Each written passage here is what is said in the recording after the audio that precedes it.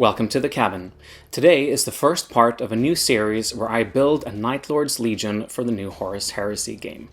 If you want to see more videos like this, please check out my channel, and if you like what you see, please consider subscribing. It would really help me out and support me. With that said, let's get to it. So, the new edition of Horus Heresy is out, and a few weeks ago, a bunch of new models were released. I love the 30k setting, and I've literally read all the books GW have published. I bought some Heresy miniatures in the past, and I dabbled in a handful of different color schemes, but I never finished a whole army and never played the game. But that changes now, and I intend to keep making these videos to motivate me to grow my force bit by bit. I have, of course, decided to paint my army as Night Lords, my favorite traitor legion. For this first part in the series, I'm going to build enough models to create a small but playable and legal force. So that means 1 HQ and 2 troops. My HQ is a Praetor from the Age of Darkness box, and the troops are 2 squads of 10 tactical marines. To help protect the force and give it some speed, I'm also building a Deimos pattern Rhino for each squad as a dedicated transport. So that's 21 infantry models and 2 small tanks to build. In the background, you can see me working on that, recording the whole process in a time-lapse sequence. Here it's sped up to about 10 minutes of footage, but in reality I spent the best part of a week on this build. I must say the new Mark 6 B keys look really good. The proportions are fantastic and they look really dynamic. They are easy to put together, besides the 2-part left shoulder pads with the studs, since this creates a gap which you have to fix. The only downside compared to the older Mark III and Mark IV kits is that these new ones only have 5 unique bodies that are set in their poses, so it can get a bit repetitive. Luckily, you can exchange the arms across the set, so there you should be able to get at least 25 different looking models with bolters. On that note, my legion will include the older armor marks as well. I don't want a force of just the new models, as the lore states that of all the legions, the Night Lords received relatively few shipments of Mark 6 battle plate, an already rare armor variant. The Mark 6 was largely limited to the 9th, 14th, 27th, and 43rd chapters, but I want my legion to be a unique company with its own lore. More on that later. So, as I want to include Mark III and Mark IV plastics, I compared the scale and proportions of the new models to the old ones. On the left is a Mark IV, and on the right is a new Mark VI. The difference is not extreme, but it's noticeable if you take a closer look. As you can see, the new models are a few millimeters taller, and their proportions are more realistic and not as squat as the old ones. This means their eye lines don't meet up, which looks a little off. So to fix this, I added a small piece of 2mm plastic card between the torso and the legs of the older models. I had to cut the spherical shape on top of the legs a little bit to make it flat enough to glue the plastic card in place.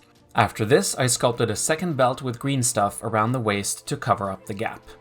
I didn't spend a lot of time to make it look perfect, as most of it will be covered by bolters, holsters, and grenades later on. Here you can see the improved Mark IV in the middle, and while the thighs might still be a little on the shorter side, the overall height and proportions are much better, and I think they will look fine next to each other on the battlefield.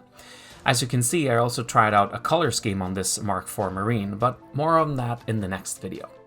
At first, I built the sergeants armed with power swords and plasma pistols, but after reading the rules, I realized that any character can be given the Nostraman chainglaves that the Night Lords are known for, so I added these instead.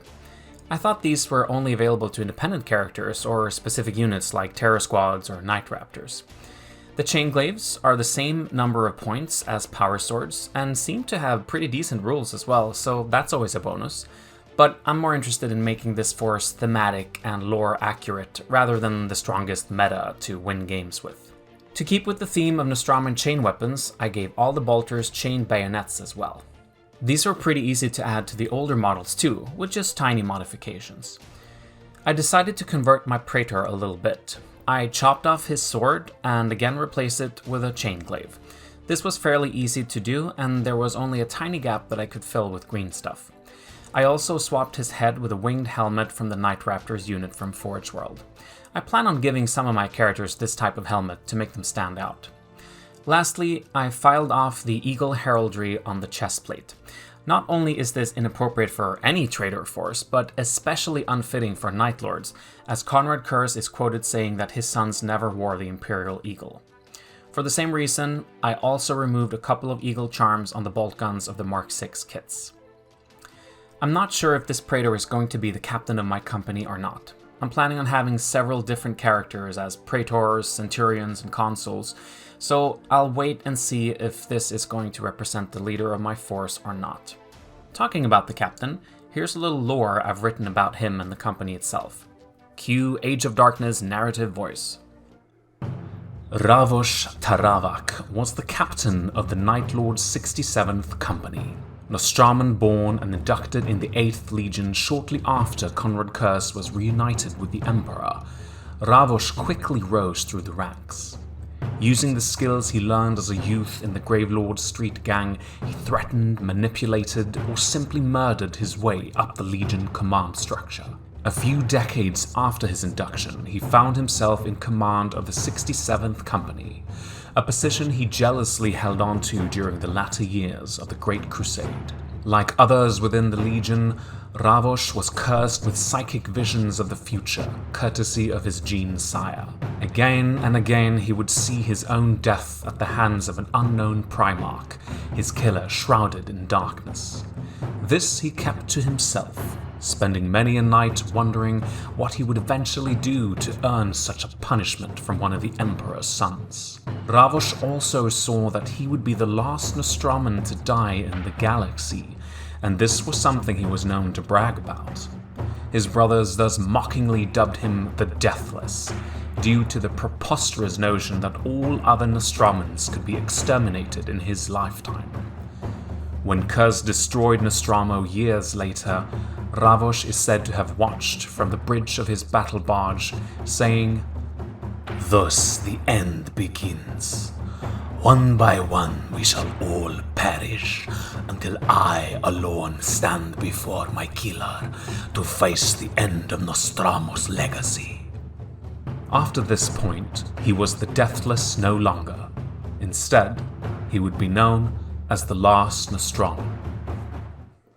That's what I've come up with so far in terms of the lore. I hope you like it, and more on that in later videos. Back to the build, I decided to keep the bolters, grenades, holsters, and some other parts separate in sub-assemblies. I think this makes painting easier and hopefully quicker as well. With the infantry done, I moved on to the two Deimos pattern rhinos. These were quite straightforward to build, especially if you've built rhinos in the past. These new ones go together more or less the same, but I prefer this retro look, which takes me back to the first rhinos I ever bought over 20 years ago. I painted all the inner panels first, before gluing it all together. This was nothing fancy. I simply undercoated them in lead belcher, dry brushed some Runefang steel on them, and then covered them in streaking grime enamel paint. Lastly, I removed some of the grime using white spirit and coated them in some varnish. As a final touch, I used white scar on the cogitator screens and then sprayed some Liquitex Naphthol Crimson with my airbrush to make them look like they're glowing. I also added some Forge World resin doors to help mark the tanks as Night Lords.